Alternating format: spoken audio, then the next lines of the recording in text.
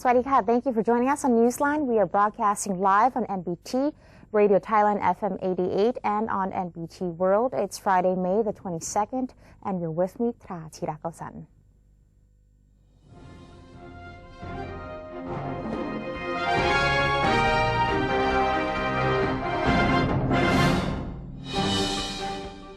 And welcome to today's segment of Thailand Moves Forward. In our first story, the Prime Minister has affirmed that Thailand is complying with the United Nations principles regarding its actions on the Rohingya refugees.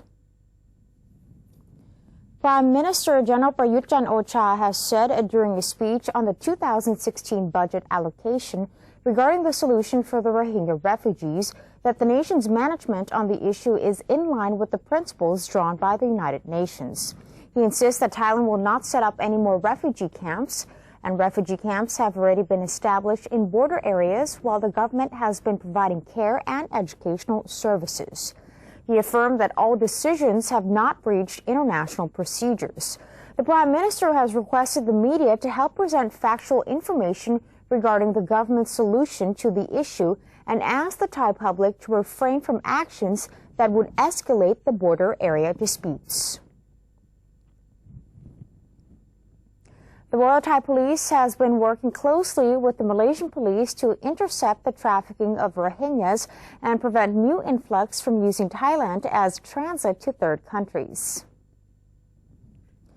Royal Thai Police spokesperson, Police Lieutenant General Prawut Thawan Sirit, said the current prevention measures have been effective enough in keeping Rohingyas away from the Thai border and its waters.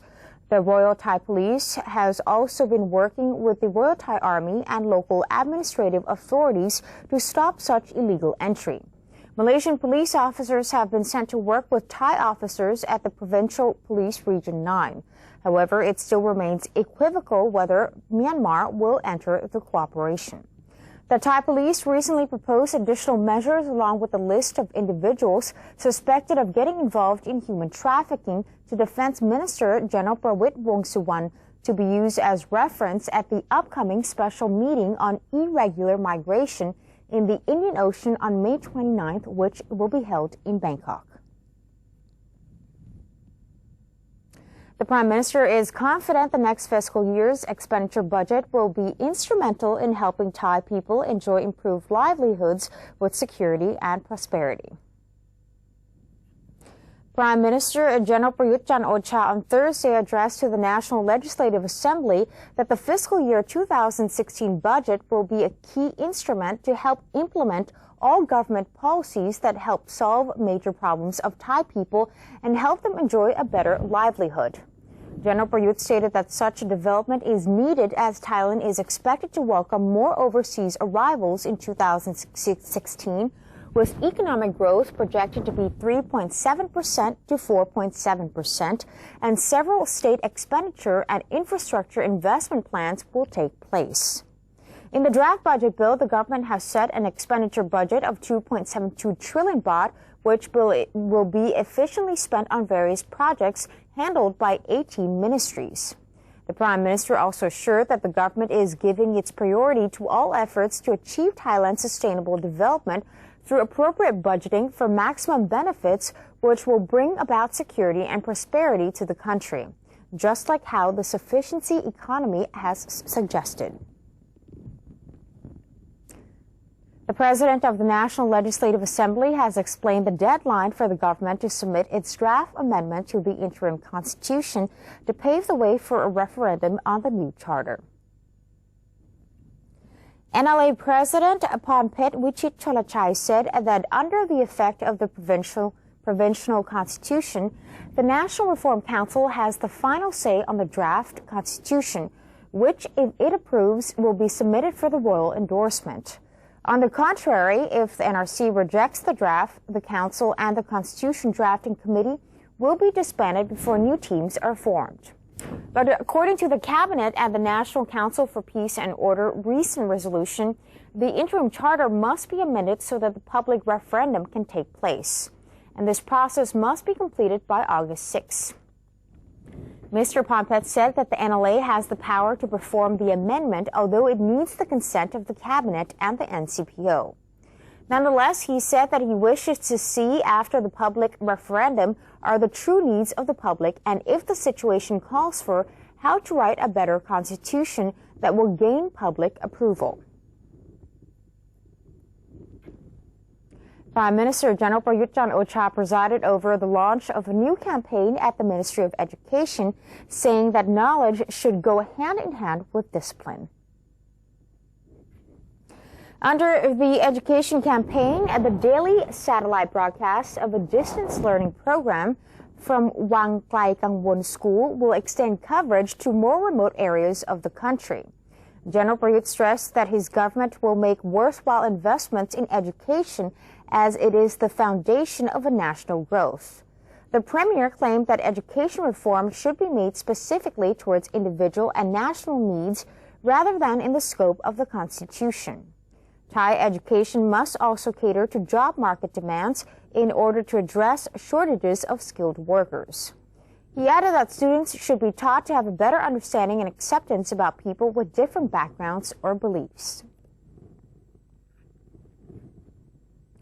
Deputy Prime Minister for Economic Affairs, Mom Ratchawong Pridiyathon Tewakul, has set high hopes that the currently weak baht will help stimulate exports and lead to a higher than expected economic growth. Mom Ratchawong Pridiyathon lauded the Bank of Thailand for its success in bringing down the value of the Thai baht through its issuance of various measures. He said the baht has depreciated 5% since the beginning of the year, which is greatly beneficial for the Thai export sector. The Deputy Premier noted that it will take 3 months for the expected improvements in export figures to be evident pending goods delivery. According to Mom Ratchawong Pridiyathon, the Thai economy this year could grow beyond the 3% projection to as high as 4% if exports to the Chinese and Japanese markets begin to see positive growth again. The Deputy Premier also deemed the fact that the Thai economy in the first quarter managed to expand 3% despite the export contraction of 4.3% as a sign of improvements in other economic factors such as tourism and public and private investment. The Ministry of Transport has scrapped Phase 2 expansions to Suvarnabhumi International Airport, which include the third runway and passenger terminal. Transport Minister Air Chief Marshal Prachin Chantong has halted Phase 2 of the airport's construction, which is valued at 130 to 140 billion baht. Airports of Thailand AOT PCL Public Company Limited released a statement corroborating the delays to Phase 2, adding that it would finish construction in 2019. AOT President Nitinai Siri Samathakon revealed that the board has agreed to adjust planned airport expansions due to suggestions by the Transport Minister in accordance with recent cabinet resolutions. The board has ruled in favor of postponing construction work to March 2016 and October of 2017. The Tourism Authority of Thailand, or TAT, has forecast a total of 6 million Chinese tourists will visit the kingdom this year. Deputy Governor for International Marketing with the Ministry of Tourism and Sports, Jutthaporn Asa, announced that the TAT expects no less than 6 million Chinese tourists this year. This forecast exceeds the agency's target of 5.4 million visitors. The first quarter of 2015 has seen Chinese tourism in Thailand expand by 112% from the same period last year to 679,660 visitors. TAT also reported its Tourism Expo Travel Mart Plus 2015 had received a strong foreign interest, especially from Chinese investors. The Economic and Business Forecast Center Director at the University of the Thai Chamber of Commerce, Mr. Thanawat Pornwichai, has urged government banks to reduce their loan interest rates in order to help stimulate the local economy. According to the UTTC director, the center has projected Thailand's gross domestic product this year at nearly 4%, despite the fact that several agencies, including the government itself, have adjusted their figures down to nearly 3%. He views that the lowering of interest rate will help boost local economy as it would immediately ease the business sector's financial burden. Based on his calculation, Mr. Thanawat said that by reducing the loan interest rate by 0.1%, the business sector would save 10 billion baht a year in its operating costs, attributing to 0.2% of the local economic growth. The Government Lottery Office, or GLO, has announced that it will spare no effort to bring justice to sellers who have overpriced their lottery tickets, adding that it will dispatch special teams to search for rogue operators. GLO Chairman Major General Apirat Kongsompong confirmed that lottery tickets for the June 16th drawing, which will be available on June 2nd, must be sold at 80 baht per pair. Those caught in violation of the price regulation will face a jail term of 1 month and/or a fine of 10,000 baht. The GLO has appointed 10 fact-finding teams consisting of personnel from the Army, Police, Revenue Department, and Department of Special Investigation, or DSI. The ad hoc teams are deployed across 10 major cities. They have been assigned to track down lottery retailers that violate the price regulation.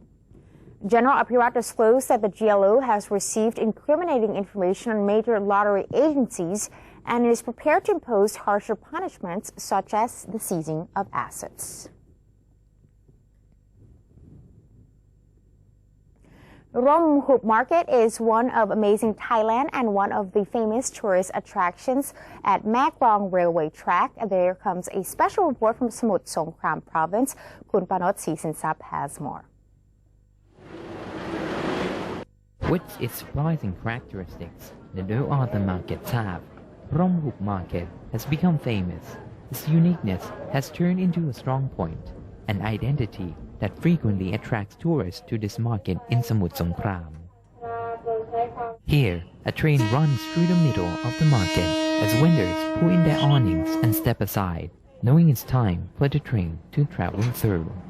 Like magic, once the train has passed, vendors raise their awnings and umbrellas in a matter of seconds and then put out their baskets of vegetables, mackerel, dried goods, and fresh meat for sales as usual, as if no train had ever run through the market. Rom Hoop Market has an official name, Railway Market on the Mae Klong Ban Nam Rail Track. The market is more than 30 years old and is located right at the edge of the Mae Klong Rail Track in Mueang District, Samut Songkhram Province. The market sits on a narrow strip of land about 100 meters long. The aspect of this market that has drawn the interest of tourists is the way the merchants and vendors lay their goods on the ground next to the rail tracks, while shoppers walk on the track looking for the goods they want. Most of the products here are vegetables, fruit, fish, and crustaceans. When a train comes, vendors instantly fold their umbrellas and awnings and take their products away from the track. This is why the market has earned its name, Rom Hoop, meaning folding down an umbrella. Aunt Kwan, a mackerel vendor, recounted that she has been selling goods here for more than 3 years. Seeing a large number of tourists each day, all of them were excited to witness the train running through the market. เราก็จะบอกเขาว่าพยายามเดินให้เป็นระเบียบอย่างเงี้ยบางทีคนที่พูดภาษาได้นิดหน่อยอย่างเราเนี่ยพูดภาษาได้นิดหน่อยก็คอยบอกเขาถึงอันตรายของรถไฟอะไรอย่างเงี้ยนะแล้วก็ตรงไหนที่เราพอจะเจียดที่ให้เขายืนหลบได้เราก็แบ่งให้เขายืนหลบแล้วก็บอกเขาว่าตรงนี้มันอันตรายยืนได้แบบนี้นะอะไรอย่างเงี้ยนะมันจะไม่เกินอันตราย Vendors usually take no more than 5 minutes to retract their awnings and pack up their goods before the train comes. Tourists must be prepared to catch the moment, or else they will miss seeing vendors in action. They might feel anguish that they could not press the shutter in time for the exciting moment. Oh, it's very interesting. I have seen it before on television, and now I see it live. That's really interesting. Sawadika. The market is a charming place. attracting a constant flow of tourists to Samut Songkhram. They come to see with their own eyes at least once in a lifetime. Prompup Market, one of the amazing Thailand sights. In its hustle and bustle, particularly at the moment when a piercing siren sounds. A signal that tells everyone to get ready, trains is coming. And that's the end of today's edition of Thailand Moves Forward. Before we take a quick break, let's have a look at the exchange rates and commodity prices.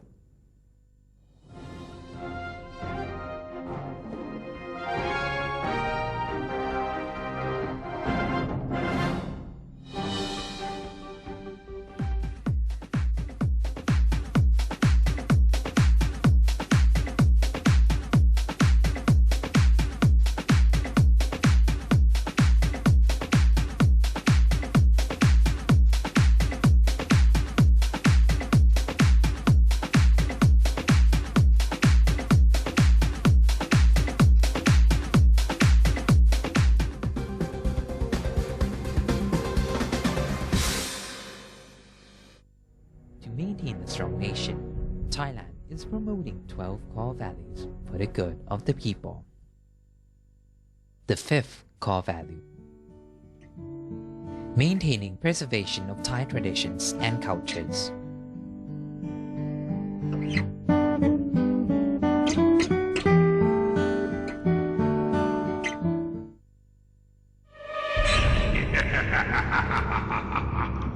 Even if we don't see them, they are amongst us. And they're hungry.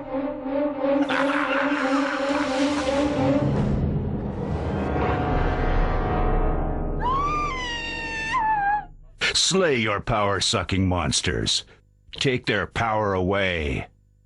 Think when you plug.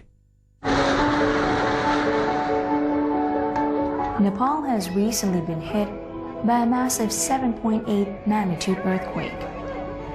The disaster has caused great damage to the country. Thousands of people lost their lives. Thousands of people lost their family. Thousands of people lost their homes. Millions of people are still in dire need of support. You can lend a helping hand by donating to these accounts.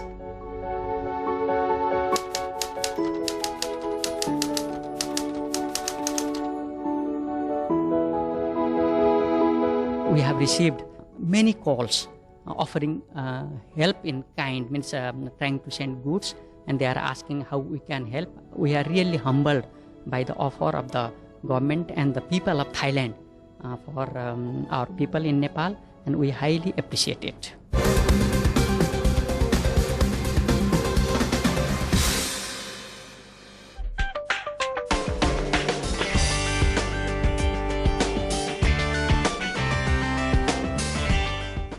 Welcome back. You're watching Newsline. Thai high school students have won 8 awards in the 66th Intel International Science and Engineering Fair and the 8th International Sustainable World Energy, Engineering and Environment Project, the world's biggest science and engineering competitions for pre-college students. The event took place in May in Pittsburgh, Pennsylvania, and in Houston, Texas, in the United States of America, with over 1,700 contestants from 75 countries competing.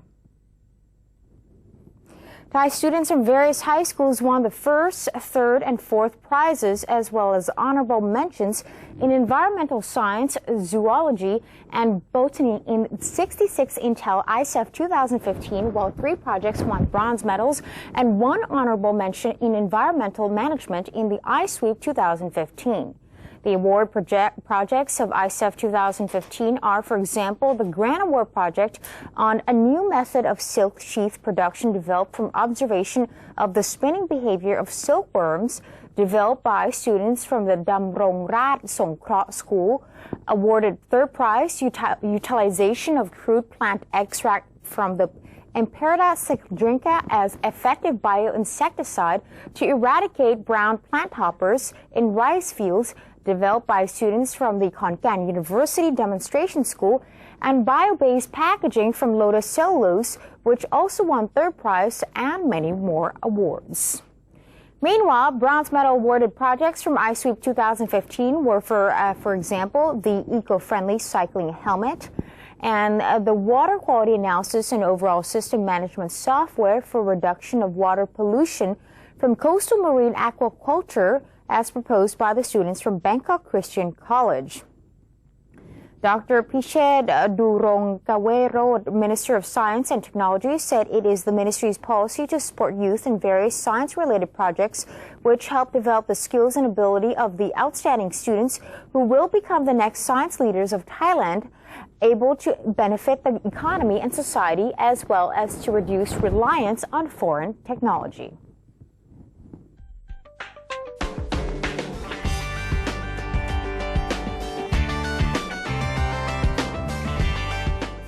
Elsewhere around the world, Islamic State fighters tightened their grip on the historic Syrian city of Palmyra on Thursday and overran Iraqi government defenses east of Ramadi, the provincial capital that they seized 5 days earlier.